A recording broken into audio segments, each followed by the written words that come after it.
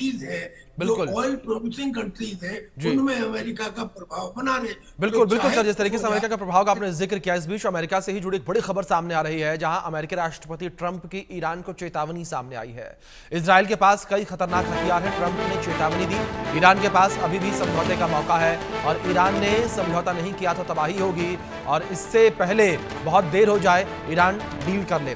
Donald Trump ने कहा है, ये बड़ी खबर है जो इस बीच सामने आ रही है। इससे पहले बहुत देर हो जाए ईरान डील कर ले, डोनाल्ड ट्रंप का ये बयान सामने आया है। ये बड़ी खबर इस बीच में निकलकर सामने आ रही है और टीपी त्यागी जी लगातार मेरे साथ बने हुए हैं। सर, मैं आपका रुख करूंगा, जिस तरीके से अमेरिका का रिएक्शन ये सामने आया, या यूं कहें कि डोनाल्ड ट्रंप का ये रिएक्शन सामने आया, सर आप किस तरीके से इस रिएक्शन को देखते हैं? क्योंकि अब जब भी ट्रंप कुछ कहते हैं उसको लेकर लगातार हर कोई कहता है कि ट्रंप ने अभी कुछ कहा है, शायद कुछ देर के बाद वो पलट जाए, लेकिन जो फिलहाल मौजूदा स्थितियां इस वक्त देखने को मिल रही हैं ईरान और इजराइल के बीच, उस स्थिति के बीच, परिस्थिति के बीच डोनाल्ड ट्रंप का ये कहना कि इजराइल जो है जिस तरीके से हमले कर रहा है उसको देखते हुए ईरान डील कर ले, इससे पहले देर हो जाए। देखिए डोनाल्ड ट्रंप के बारे में ये लोग चाहे कहते रहे कि साहब वो झूठ बोलते हैं, 2 दिन बाद अपनी बात से बदल जाते हैं, हाँ लेटर में बदल जाते हैं, जी मगर स्पिरिट सेम रहती है। किसी चीज को जब हम जज करते हैं जी तो लेटर और स्पिरिट के हिसाब से जज करते हैं।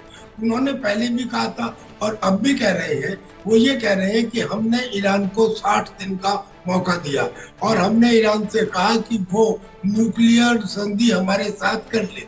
उसने उस मौके का इस्तेमाल नहीं किया। 61वें दिन इजराइल ने ईरान के ऊपर अटैक कर दिया। जी अब उन्होंने कहा कि देखो हमने बहुत बहुत लीथल हथियार इजराइल को ऑलरेडी दे रखे हैं, जी इजराइल के पास वो लीथल हथियार हैं जी और हमारे पास उससे भी ज्यादा लीथल हथियार हैं जो हम आने वाले समय में इजराइल को देंगे।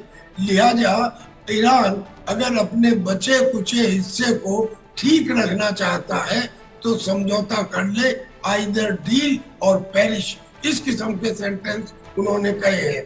तो ये आज से थोड़ी करे, वो पिछले 5 वार्ता हो चुकी हैं ईरान के साथ में। हर वार्ता में उन्होंने यही तो कहा कि ईरान डील कर ले वरना अंजाम बुरा होगा, ईरान डील कर ले तो उसके लिए फायदेमंद होगी, ईरान को हम कुछ हद तक एनरिचमेंट का अधिकार भी देंगे, और ये भी कहा कि जो ईरान का एनरिच यूरेनियम है उसके लिए एक कंसोर्टियम बनाया जाएगा जिसमें रशिया, कतर, ओमान जैसे 4-5 देश होंगे।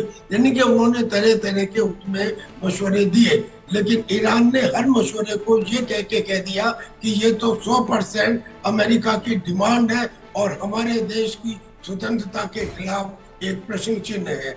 लिहाजा अब जी उन्होंने ये कहा कि या तो सब डील कर लो, अन्यथा जो अभी तक हुआ है इससे भी बड़ा हमला होगा, और जी इसका मतलब सीधा ये है कि आने जी वाले हमलों में अमेरिका भी डायरेक्ट इंटरव्यू करेगा।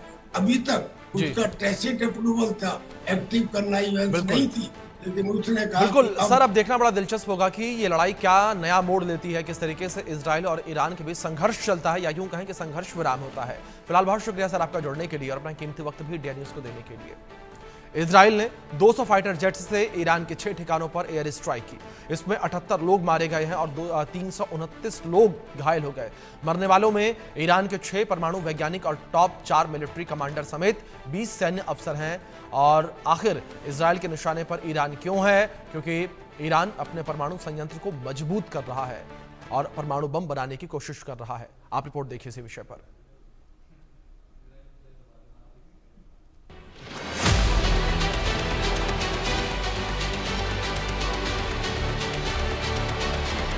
रूस यूक्रेन तकरार, होगा परमाणु वॉर, परमाणु बम का खतरा, इजराइल का ईरान पर हमला, पाक को परमाणु का गुमान, मिटाना चाहता अपना नामो निशान। दुनिया परमाणु बम के हमलों के भय से गुजर रही है।